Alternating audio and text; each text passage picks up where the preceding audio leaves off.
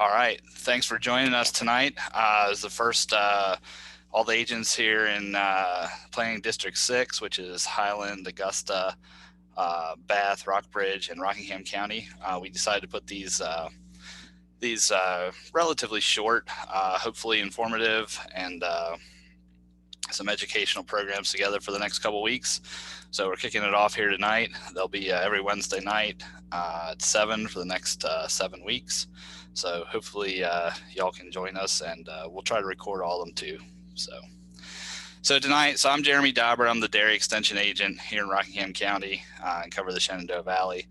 I'm going to talk just a little bit about how lighting affects dairy cattle, and in particular the production in dairy cattle.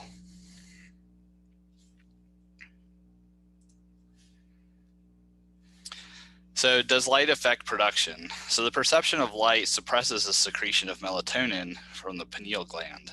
So that's a whole lot of scientific terms and endocrinology, and you don't really need to know all the specifics, but basically the perception of light, which is, does a cow see light, does it affect her production? So the short answer to that is yes. And how it does that is, so light actually suppresses the secretion of melatonin. So darkness actually increases melatonin, which is what makes people sleep, right? So darkness enhances this secretion of this melatonin from the pineal gland. Because of all this, it affects a lot of other hormones as well. It affects IGF-1, affects prolactin, affects prolactin receptors. And there's just a lot of things going on hormonally in the cow that's affected by the circadian rhythm of the cow and affected by the hormones in the cow.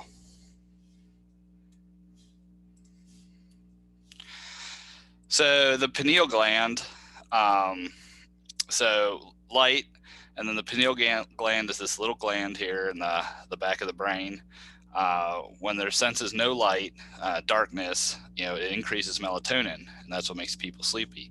So the perception of light itself actually does the opposite. So it's this tiny little gland that actually has this huge effect on cows' production today and production going forward.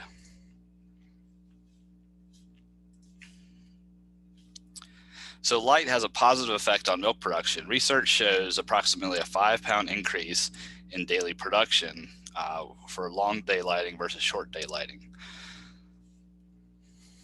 So what exactly is long day lighting, and how much light does it take to affect the cow? So the minimum is 15 foot candles of light. So foot candles, it seems sort of self-explanatory, and at the same time it's really hard to explain because nobody knows exactly what that means. Basically, a foot candle is if you take one candle of light, hold it 1 foot away from a white wall, and measure 1 square foot on that wall, the amount of light that it gives off is 1 foot candle. So now that doesn't really help anybody a whole lot either. But there are some devices that can measure foot candles, and basically a lumen is pretty close to a foot candle. Now it's affected by how far away the light is from the surface, has an effect, but you can kind of figure it out by looking at lumens a little bit too. So you need a minimum of 15 foot candles of light at the cow level. Is recommended. When we do recommendations when we're planning, we plan for 20 foot candles, and this gives you a little bit of leeway as maybe light bulbs get a little dimmer, or they get dirt on them, and they don't shine as much light.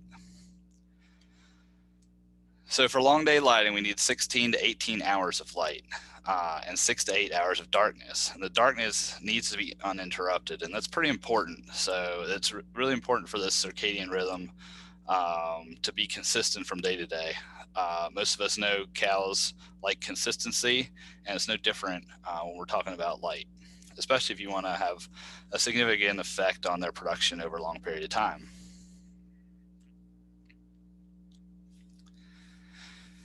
So how do you implement long day lighting?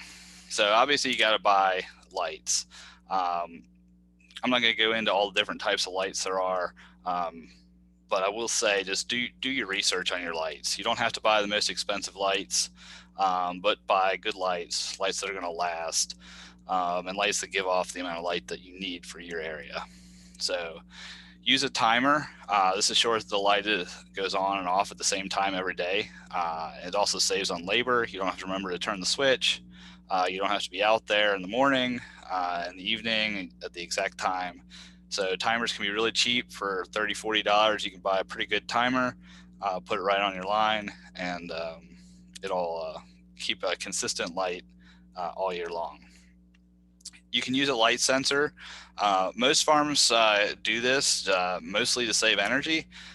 Your timer is going to turn your lights on and off, but it's not going to know whether the sun's out and bright or it's dark out and cloudy and the lights need to go on. So this light sensor can sense that.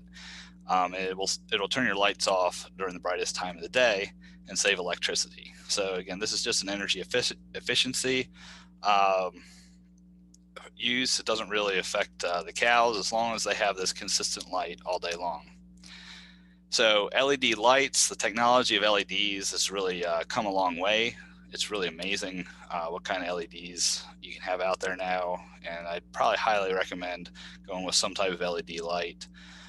For high ceilings, you can use a metal halide. They are still available. For lower ceilings, you can use fluorescent lights. But with the way LEDs have the technology has come along, that's probably going to be your best bet for minimal amount of lights, minimal amount of labor, and maximum amount of efficiency. They're very efficient. What if you milk 3 times a day or need to be in the barns at night? So again, like I said before, it's really important that we have this 6 to 8 hours of continuous uninterrupted darkness. So it causes a problem on farms that milk 24 hours a day or three times a day. They have really struggled to get that minimum of 6 hours in there. So you can use a low wattage red light. Keep your lumens really low, your foot candles really low. Cows won't sense this red light as it won't trigger their pineal gland. So but you'll be able to see in the barn. And the cows will be able to see, but it just doesn't trigger the hormones like the white light does. So what about dry cows? So there's the research on lactating cows has been out for 20, 25 years. There's a lot of really good data on there that shows how effective it is. There's more and more research coming out on dry cows. So recently, this research is looking at how does it affect the dry cows. So dry cows are opposite of milk cows. So they need darkness for 16 to 18 hours per day and light for 6 to 8. And some of the studies that have been done have shown an increase in production of up to 7 pounds per day. Now, I think all of us realize this is really difficult to do on most farms. So unless you have a cross-ventilated barn or a tie stall or some type of barn where you can actually enclose and control the environment, it's going to be really difficult to maintain 16 to 18 hours of darkness for these dry cows.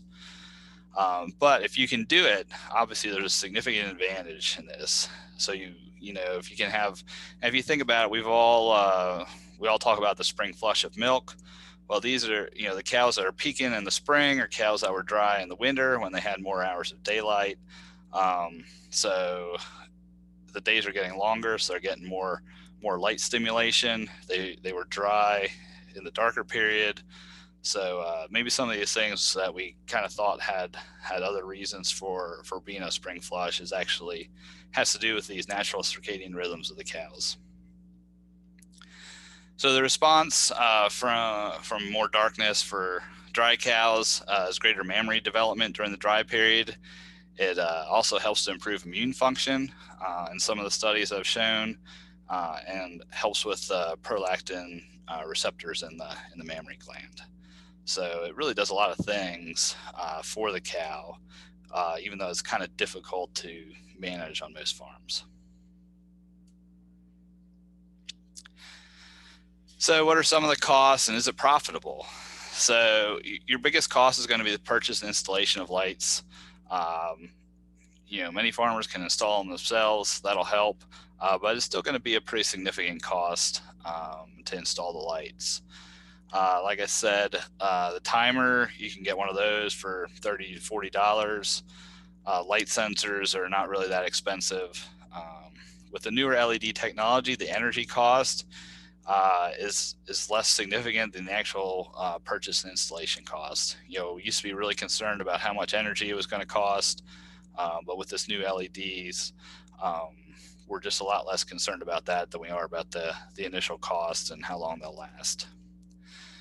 So the cows will increase production first. When they get stimulated, they'll increase the production, and then that'll cause an increase in dry matter intake. So you will have a little bit more dry matter intake, but it'll correspond very well to the production. So if you're going up 5 pounds of milk, you're going to get a 2 pound or so increase in dry matter intake. So some studies early on, studies in Wisconsin dairy farms showed an annual profitability of over $60 per cow annually. On a 100 cow dairy, that's $6,000 in additional income just for changing the lighting. So there's a lot of management things that can affect cows' profitability as well, but this seems to be independent of some of the other management things. So it can be in addition to or in spite of other management practices on your farm.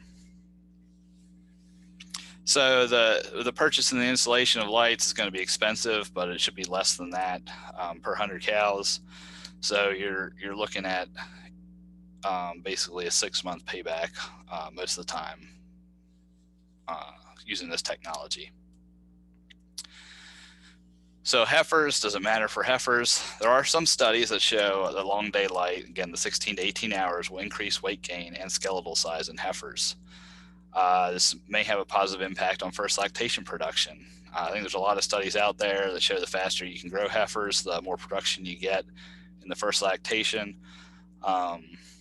So it's unclear whether it's actually from the light or it's just because the heifers grew a little faster. And the studies also shown that the heifers actually got less fat, so they're actually gaining skeletal size and growing in body mass, and not necessarily just getting fatter. So again, this is probably not overly feasible on most farms to do this long day lighting. But if you have a heifer barn where the animals are kept, it is something to look into, especially if you have lights in there already. Put a timer on it, and it can be relatively low cost and can maybe increase your efficiency of growing heifers. So just some quick conclusions. So provide milk cows with 16 to 18 hours of light, minimum of 15-foot candles. And that research shows an increase of approximately 5 pounds per cow. Provide dry cows with 16 to 18 hours of darkness. Research shows approximate increase of 7 pounds per cow.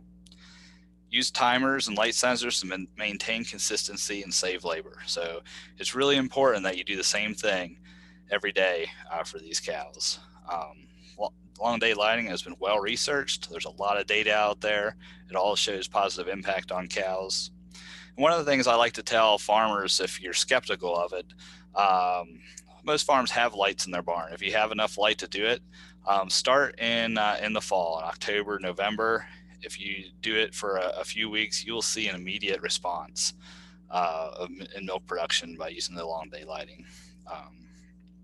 It does increase production really for 6-7 months out of the year because you're getting more daylight that much. In the summer, you're getting a lot of natural light, so it's not going to have an effect on production just because of this. But in the fall and the winter months, you will see a significant amount of production increase just because of the lighting.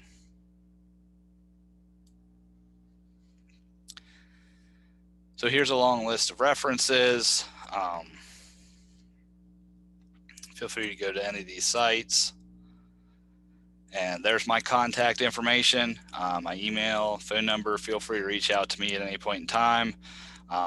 We can try and measure your light, come up with some scenarios for your particular situation. I'm happy to do that. So I guess if anybody has any questions, you can ask them now or put them in the chat.